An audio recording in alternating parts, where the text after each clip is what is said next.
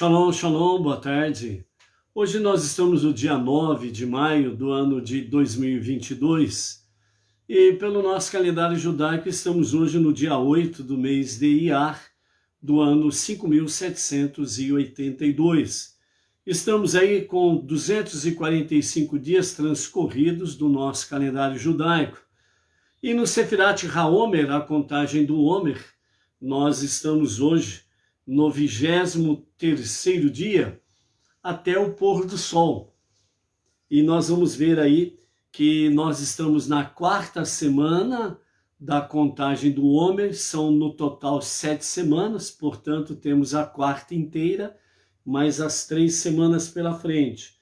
Então hoje nós estamos aí até o pôr do sol com 23 dias, e nós estamos aí em Gevurah, Shebenetzer, né?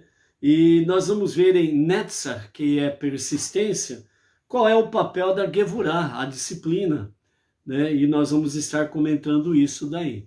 A nossa paraxá semanal, que é a paraxá Emor, nós temos diante de nós aí, né, onde o Eterno fala para com Moshe, né? Fale aos Kohanim. E dentro das explicações que os nossos mestres trazem para nós temos aí algo muito implícito dentro de educar as crianças, né? Então nós vamos ver hoje um pouco mais detalhadamente, com mais profundidade, de forma simples, essa realidade aí sobre a educação dos pequenos. E a conexão que isso tem com Ire Shamaim, que é exatamente temor aos céus, que significa temor a Deus.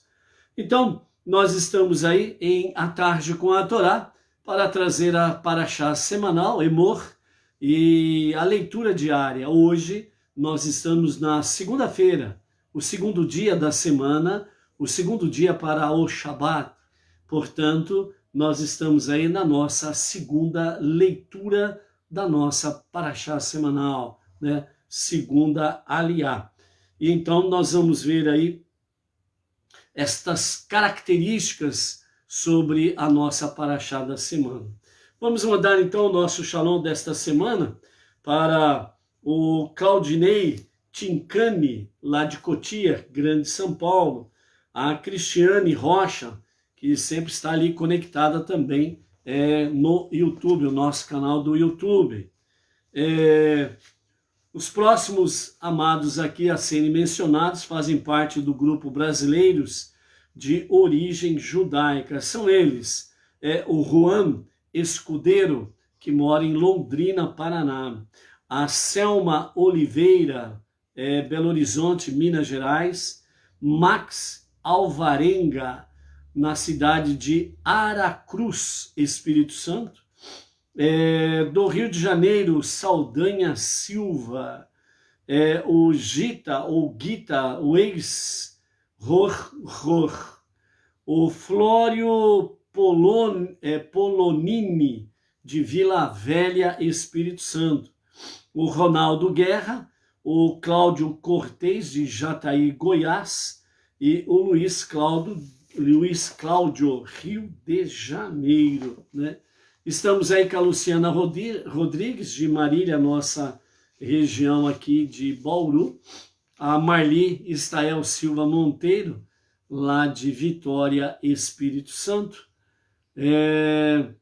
que estão aí conectados aí conosco nessa tarde aí com a Torá, ok? Então nós vamos ver a princípio o que nos fala, o que os nossos sábios falam, com referência nos caminhos da eternidade, nos caminhos da vida. O tópico que eles trazem para nós, antes de nós fazermos menção da nossa aliá de hoje, é sobre a questão da paraxá Emor, Ire Shamaim, ou seja, temor aos céus de forma potencial. Então os nossos mestres, eles falam que nós temos aí no primeiro versículo da nossa paraxá, onde nós lemos aí a seguinte questão, capítulo 21, verso 1, né? E Deus disse a Moshe, fale aos sacerdotes, filhos de Arão, e diga-lhes. Então nós temos aqui a expressão emor, fale, e logo em seguida nós temos a expressão ve'amartá, né? E dirás, né? Então nós temos emor el hakohanim ve'amartá alechem. Dize aos filhos, aos sacerdotes, dize aos sacerdotes e lhes dirás. Então, se nós temos emor já no princípio do versículo, e na sequência nós temos de novo ve'amartá, que está dentro da expressão, né, dizer, falar, né? Então, por que isso? Então, Rashi, ele nos diz que esta repetição vem nos ensinar a responsabilidade dos adultos para com as crianças. Então, por isso diz, Lehazehir Hagedolim al-Haketanim, que significa, dize aos Kohanim estas leis, e lhes dirás, para passarem-na adiante aos menores. O rei David, no Salmo 115, verso 13, ele disse assim, Yevarer ire Hashem, Haketanim im Hagedolim, que sejam abençoados os que temem o Todo-Poderoso, os pequenos e os adultos. Segundo a sabedoria judaica, né, traz para nós que como é possível denominar as crianças de Ire Hashem, temer a Deus, se este termo é usado somente para aqueles que passam anos estudando, né, sobre realmente a Torá, a palavra, e passam anos da sua vida se dedicando aos estudos da Torá. E então, dessa forma, eles são chamados realmente a temer os céus, a temer a Hashem. E aqui é colocado sobre a questão dos menores, das crianças, como que vão qualificar esse temor, né, das crianças. Então, antes da resposta aqui, né, os nossos mestres, eles analisam o termo Yari, onde a própria Torá o utiliza. Na 7ª praga que nós tivemos lá, enviada aos egípcios, né, a praga do granizo, lá no capítulo 17, verso 21 de Bereshit, o Todo-Poderoso advertiu ao faraó para que avisasse a seu povo que recolhessem todo o seu gado dos campos, pois tudo que se encontrasse no campo seria atingido pela praga. A Torá nos conta que quem temeu a palavra do Eterno, dentre os servos do faraó, recolheu tanto as pessoas como os seus animais e não deixaram para fora das coberturas. Então lá está escrito, né? Hayare et devar Hashem meavde paro renis et ravadav veet mikenehu el rabatim. Aquele que não pôs em seu coração, isto é, não deu atenção à palavra do Eterno, deixou seus servos e seu gado no campo. Vasher lo sam libo el devar Hashem. Então não deram ouvidos e deixaram eles lá no campo. Vemos que a Torá referiu-se aos que recolheram seu gado, dizendo, aqueles que ouviram, ficaram com medo e recolheram os seus servos e os seus animais. Então o texto sagrado diz, Ha-yare et devar Hashem. Aqueles que temem a palavra do Eterno, eles deram ouvidos e recolheram os seus servos e o seu gado. Em vez de referir-se àqueles que não recolheram, como os que não temem a palavra do Eterno, diz, os que não deram atenção. Concluímos que para chegar a Yirat Shamayim, temor a Deus, ou temor aos céus, literalmente traduzindo, né? É necessário Simat Lev, atenção, que significa uma atenção, um coração atento.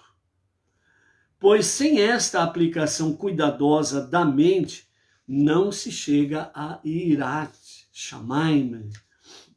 Vemos que Yirat Shamayim é algo ativo, não passivo. É necessário estudo e concentração para chegar-se a este nível. A falta de Yirat Shamayim, por outro lado, é algo passivo, pois se o indivíduo tivesse se dedicado e se aprofundado nos conceitos da palavra com base judaica e de seus preceitos, certamente chegariam a ser Yireh Shamayim, temor. Chegamos, portanto, à questão de como o rei David pôde ter denominado as crianças de Yireh Shamayim. Podemos esclarecer essa pergunta citando a penúltima mitzvah citado na Parashá Vayelech, que nós vamos ver lá na frente em Devarim, capítulo 31. Então lá nós encontramos Miketz Sheva Shanim Bemeod Shenat Hashemitah Behag Hasukot Bevo Kol Israel Rachel et Haam Hanashim Vehanashim Vehataf. No ano posterior ao ano sabático, na festa de Sukkot, reúna os homens, as mulheres e as crianças, a fim de que ouçam a leitura da Torá. O Talmud, então, nos fala em Hagigah, diz que os homens vêm estudar, as mulheres vêm ouvir esta leitura. Mas por que trazer as crianças? Então o Talmud explica da seguinte forma: a fim de recompensar os pais que os trazem pelo início de uma boa educação que estão dando. O Talmud, ele continua explicando que quando o Rabi Yehoshua ouviu esta explicação, chamou-a de pedra preciosa.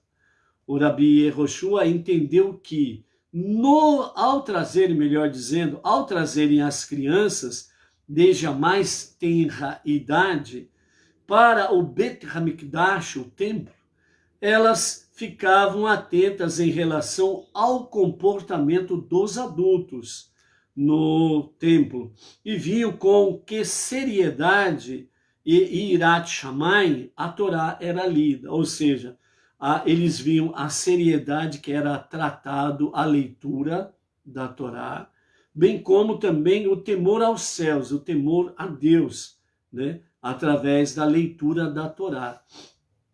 Então as crianças, elas ficavam observando todos esses detalhes. E ao verem o enorme aglomerado de pessoas todas unidas com uma só finalidade, que é a leitura da Torá, isso influenciava positivamente as crianças e fazia com que, desde pequenas, valorizassem a Torá e os seus mandamentos. Uma criança que é educada desta forma, com seus pais procurando dar-lhes a visão correta da Torá desde a infância e um modo de vida adequado dentro dos padrões éticos, morais, espirituais, dentro dos reais valores, quando crescer poderão, nestas crianças, seguir o exemplo dos adultos no cumprimento da Torá, em obediência à Torá. Então, dessa forma fica esclarecido porque o rei David, ele disse no Salmo 115 e o verso 13, né? Que sejam abençoados os que temem o Todo-Poderoso, tanto os pequenos como os adultos. Então, esta criança é, portanto, um Yareh Shammai em potencial, ou seja, essa criança é um temente a Deus em potencial, porque ela está sendo alicerçada no caminho correto, no andar correto diante de Deus. E isso que importa, é isso que precisa ser focado, sem sombra de dúvidas, sobre o educar as crianças. Então, amados, é esse aspecto aí que nós temos como fundamental dentro da nossa Parashá Emor, fale aos Kohanim e ao Kohen Gadol. Ou seja, passar à frente, passar adiante, realmente o Yare Shammai, ou seja, ser uma pessoa temente a Deus desde a sua mais tenra idade. Por isso, o tema é esse, Yare Shammai, temor aos céus. A nossa segunda leitura de hoje, ela está dentro do capítulo 21, a partir do verso 16, e vai até o capítulo 22 e o verso 16, que é a nossa aliá de hoje, ok? A Edina Silva de Bauru, está por aí, Baruch Hashem. Então, nós temos aí nessa passagem de hoje, nós temos aí os defeitos que desqualificam um sacerdote no serviço, Então, aqui fala sobre a questão dos defeitos, qualquer cego, coxo, nariz achatado, membro disforme, pé quebrado, mão quebrada, vai falando aí catarata, íris imperfeita, lesões secas, hérnia, ou testículos esmagados, não estão devidamente aptos para fazer o serviço sacerdotal. Às vezes alguém pergunta assim, mas peraí, então quer dizer que a pessoa com defeito ela está desqualificada para fazer o serviço? Sim, ela está desqualificada para fazer o serviço, não por causa de não haver a devida competência. Todos da tribo levita são pessoas altamente competentes. Mas aqui está falando sobre questões de defeitos físicos, em que impede realmente os Kohanim, os sacerdotes, e mesmo o Kohen Gadol, de fazer o serviço a Hashem, Então, devido às deficiências físicas, eles não têm como fazer. Porque, por exemplo, para fazer o sacrifício no altar de cobre, os Kohanim, eles precisam subir uma rampa para chegar ao topo dessa rampa, e ali está o altar de cobre, e no altar de cobre vão fazer os devidos sacrifícios. Então, a pessoa que tem um problema de uma deficiência física no campo de pernas, pé quebrado, ou qualquer outro tipo de deficiência nas pernas, ele não tem como subir e descer, circundar, ou seja, andar em volta do altar, ainda mais que está lá em cima, Então, ele não tem as condições físicas de poder fazer um serviço adequado. Em questões físicas, espiritualmente eram completamente habilitados para tal. Mas o serviço em si físico exigia muito esforço físico. Então, subir a rampa, descer a rampa, subir a rampa de novo, descer a rampa de novo, subir a rampa de novo, andar em volta do altar, fazer o sacrifício. Se tem um defeito na mão, se está com a mão quebrada, não pode fazer, porque vai dificultar a questão do serviço, do sacrifício. Não pode se demorar nos sacrifícios, certo? E por aí afora vai. Tem uma catarata, não enxerga direito, vai subir a rampa, vai cair da rampa, entendeu? Não vai olhar corretamente, não vai conseguir enxergar corretamente como fazer o sacrifício, poderá trazer sofrimento para os animais, é proibido trazer sofrimento para os animais e etc. e tal. Então é dentro desse campo que vem falar a respeito dos serviços dos sacrifícios. Obviamente, dentro desse aspecto, no campo espiritual, chama-nos a atenção exatamente do quê? Que nós precisamos, sem sombra de dúvidas, sempre estarmos aprimorando os nossos defeitos, né, espirituais, os nossos defeitos na obediência aos mandamentos do Eterno e nos corrigindo para que sejamos devidamente, estejamos, né, continuamente, de forma apta a prestarmos um serviço a Hashem, ok? Depois no capítulo 22, né, do verso 1 até o verso 16, para completar a nossa aliada do dia, aí nós temos a questão das restrições ao consumo dos sacrifícios, dos sacrifícios e terumá. Terumá é a porção separada de toda a colheita produzida pelo povo judeu na terra de Israel, que é apropriada para o consumo humano e que deve ser dada aos sacerdotes. Então, esta é a terumá, né? A colheita que é feita e ela é entregue aos sacerdotes, né? Então, aqui nos fala exatamente restrições sobre a questão do consumo. O que é para os sacerdotes é para o sacerdote, o que é para o povo, sem sombra de dúvidas, é para o povo. E assim, o Eterno vai trazendo para nós, né, aquilo que os sábios chamam, né, fazer uma cerca em volta da Torá. Com qual propósito isso? Para que realmente seja obedecido os mandamentos do Eterno, sem sair dos seus limites, né? A pessoa, ela ultrapassar os limites da Torá e a partir de então ela começa a criar, né? Começa a criar religião, começa a criar, como se diz, começa a criar regras, preceitos, né? Entre aspas, né? As leis, né, segundo o seu bel prazer. Então, as cercas em torno da Torá é para que nós não esqueçamos. Os limites da Torá são esses, ponto. Né, que nós não venhamos ultrapassar os limites da Torá e venhamos aí dar, entre aspas, uma de professor pardal e começar a inventar coisas e coisas e coisas que não tem absolutamente nenhuma conexão com a Torá. Então, é colocar cercas nesse sentido em torno da Torá, ok? Para haver uma obediência cada vez melhor, maior e mais aperfeiçoada. Então, dentro desse aspecto todo, o que realmente o Eterno quer mostrar para nós é que nós devemos procurar evitar de violar a santidade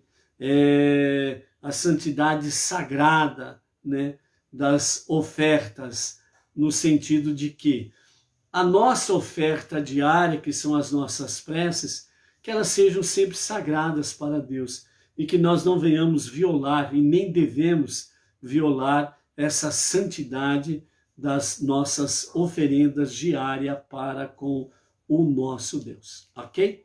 Então, que o seu serviço seja sempre um serviço em santidade. E para nos ajudar dentro desse aspecto, nós estamos em Sefirat HaOmer, a contagem do Homer, onde temos para nós no dia de hoje o 23º dia. Hoje são 23 dias, portanto, são 3 semanas e 2 dias da contagem do Homer. Nós estamos na 4ª semana das 7 semanas, ou seja, já completamos 3 semanas, estamos hoje no 2º dia da 4ª semana, né? Então temos aí a 4ª semana para completar e mais 3 semanas dentro da contagem do Homer. Então hoje são 3 semanas e 2 dias do Homer. Hoje nós estamos em Gevurah Shebenetzach e dentro de Gevurah e Netzach nós temos disciplina da persistência. Gevurah, disciplina, e Netzach é persistência. Examine a disciplina na sua persistência. A persistência deve ser encaminhada em direção a objetivos produtivos e expressada de maneira construtiva. Ou seja, dentro desse aspecto, a forma de nós agirmos no nosso dia a dia é de forma persistente, produtiva. Então nós não podemos perder tempo com aquilo que não é produtivo. O que não é produtivo, deixa para lá. Vamos procurar fazer aquilo que é produtivo. As perguntas para as nossas reflexões são: minha perseverança e determinação são direcionadas para ajudar o cultivo de bons hábitos e acabar com os maus hábitos? É justamente o contrário? Minha persistência é uma consequência da força ou da fraqueza? Ela surge de uma profunda convicção ou de uma atitude defensiva? Sou tenaz por teimosia e má vontade em admitir erros? Eu invisto em determinadas decisões sem querer reavivá-las? Eu uso a minha determinação contra ela mesma por ser tenaz na minha falta de persistência? Então, são as perguntas para refletirmos a questão da disciplina, da persistência. E o exercício é: supere hoje um mau hábito. Então, faça uma reflexão de um mau hábito seu. E no exercício de hoje, até o pôr do sol, então supere este mau hábito. E você já será um grande vencedor no dia de hoje, ok? E a nossa palavra final com o nosso Rebbe Menachem Mendel, em que ele nos fala sobre o modo amável de educar. Então, nós estamos vendo aí que a nossa paraxá semanal Emor, ela está muito conectada com educação. Então vamos ver o que o Rebbe diz? E Deus falou a Moshe dizendo: fale com Arão. A Torá emprega principalmente duas palavras hebraicas para a ação de falar. A primeira é dibur, que se aplica a palavras duras, e a segunda é amirá, que se reserva para as palavras suaves, Então nós temos palavras duras, dibur, que normalmente no hebraico vem lá, daber, que está dentro da qualificação fale, numa forma imperativa, E a segunda expressão, amirá, que já vem de uma forma mais suave, Então a primeira parte da nossa paraxá, ela dedica as leis referentes à obrigação dos Kohanim de educar os seus filhos nas responsabilidades do sacerdócio.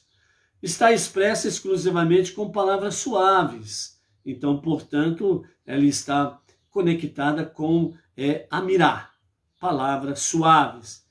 É apenas quando Deus retorna às outras leis concernentes aos sacerdotes que ele volta a utilizar as palavras duras, dibur, daber. Isso nos ensina que devemos educar principalmente com palavras suaves, Então vejam bem como que a educação ela começa realmente na base, família. Então a criança, à medida que vai crescendo, vai se desenvolvendo, ela está aprendendo tudo, ela está observando tudo que acontece à sua volta. E principalmente as atitudes dos seus pais, do papai e da mamãe. Entendeu? Então, palavras suaves vêm para que realmente aprendamos. Você está ensinando os seus filhos? Então você precisa ensinar com palavras suaves. E o que significa isso com palavras suaves? Você já viu, espero que você, mãe, nunca tenha dito isso, mas você já viu alguma mãe dizendo assim, por exemplo, seu burro, não aprende nada? E é exatamente o que a Parashá Emor está nos dizendo, para que os pais, como educadores, certo? Que a educação vem de berço, de casa, da família, usem de palavras suaves e não agressivas, negativas. Então, por isso, realmente, né, que nenhum pai, nenhuma mãe venha usar essa expressão ou coisas semelhantes, né? Seu burro, você não aprende? Então, quando o pai ou a mãe usa uma expressão desta, ela está decretando sobre o seu filho que ele seja um burro e que não aprenda coisa nenhuma. Aí depois lá na frente, lá, ou a criança não aprendeu nada, aí a mãe fala, os professores não sabem ensinar. Os professores ensinam matemática, português, etc. e tal. A educação, ela está conectada à família, à base, o berço. É da família que vem a educação. Entendeu? Então, por isso nós temos aí aquela famosa expressão sobre Thomas Edison, né? O inventor da lâmpada, né? Um belo dia ele chegou em casa, entregou um bilhete para a mamãe e falou para ela, ó, a professora mandou esse bilhete para a senhora. E ela falou que eu não preciso ir mais à escola. Então a mamãe de Thomas Edison, ela pegou o bilhete, né, que veio lacrado dentro do envelope, ela abriu o lacre e leu ali a mensagem. E na mensagem estava escrito ali que o filho dela só perturbava a sala de aula e que não convinha que ele retornasse mais à sala de aula, né? E que ele não precisava mais. E falou para a mãe, né? Se vira com ele por aí, né? Então a mãe, quando leu aquilo lá, ela, obviamente, a princípio ela chorou, mas ela abraçou o seu filho e disse para ele, falou assim, meu filho, a escola, ela é muito pequena para você. Você é muito inteligente. E a mamãe, a partir daqui para frente, ela vai ensinar você realmente as matérias aí que você precisa aprender. E ela pegou aquele bilhete daquela professora, guardou, muito bem guardado, né? E aí a mamãe de Thomas Edison começou a ensinar realmente as matérias, etc. e tal. O tempo passou, tornou-se uma pessoa muito inteligente, tanto é que foi o inventor da lâmpada, ok? E depois de um certo tempo, né, a sua mãe já tinha partido, e então ele estava ajeitando, arrumando a casa, e nessa dele arrumar a casa, arrumar as gavetas, ele encontrou a famosa carta, né? E quando ele encontrou a carta, ele abriu a carta e leu o bilhete da professora. E o bilhete da professora dizia que ele só atrapalhava a classe, atrapalhava os alunos, que ele não precisava mais retornar à escola, porque ele era de difícil saber, que não aprendia. Então, quando ele viu aquilo lá, ele chorou muito, porque a sua mãe não disse absolutamente nada a respeito daquela carta. Ela simplesmente chorou no princípio, quando leu aquele bilhete, e logo em seguida abraçou seu filho e disse, a professora está dizendo que você é muito inteligente e que a escola é muito pequena para você, não tem como você aprender nada lá de novo. Então a mamãe que vai te ensinar a partir de agora. Então ele viu aquilo lá, ele viu o amor, o carinho, a atenção e o devido valor que a sua mãe lhe deu, e ele não decepcionou a sua mãe. Então esse é o retrato da verdadeira mãe. É a mãe que lança sobre o seu filho bênçãos e não maldições. É o exemplo da mãe que lança sobre o seu filho palavras positivas e não palavras negativas. É o exemplo de uma mãe que lança sobre o seu filho palavras construtivas e não palavras destrutivas. E dentro da visão judaica, no bom sentido, né, essa responsabilidade ela na sua maior parte é lançada sobre as mães, né, dentro da visão judaica, dentro da família judaica e dentro da educação judaica. Por quê? Porque o papel fundamental da mãe é exatamente esse, estar com seus filhos realmente debaixo de um bom regramento, para que seja uma criança saudável, devidamente preparada para um futuro bom, um futuro construtivo, para ser uma pessoa útil, produtiva, e não para ser o contrário disso daí.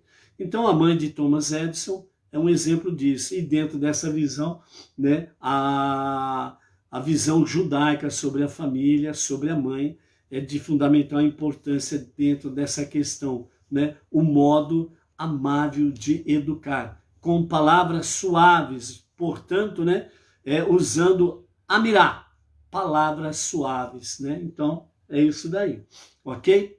A Daniela Petri, lá de Boa Vista, Roraima, a Maria Luísa Freitas, lá de Palmas, Tocantins, duas mamães chegando aí na hora H, hein?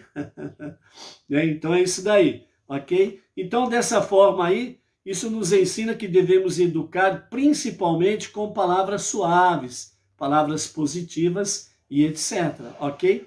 Para ser efetivos, os educadores devem vincular-se plenamente com seus alunos e adaptar a eles o seu modo de transmitir os ensinamentos. A ordem de Deus sobre a maneira na qual os Kohanim devem educar os seus filhos se aplica a todos nós.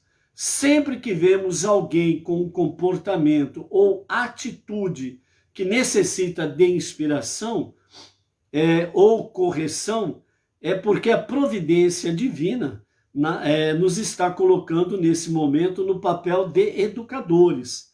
Em todos esses casos, devemos lembrar a instrução de Deus de usar exclusivamente a mirá, palavras suaves, palavras brandas, né?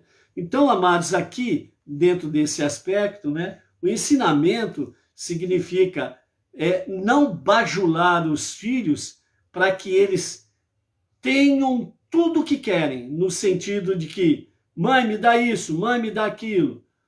Então, o filho vai pedindo e ele vai lançando, a mãe, né, vai dando tudo o que ele quer. Não, ele precisa aprender corretamente as coisas, ele precisa aprender, de fato, os ensinamentos.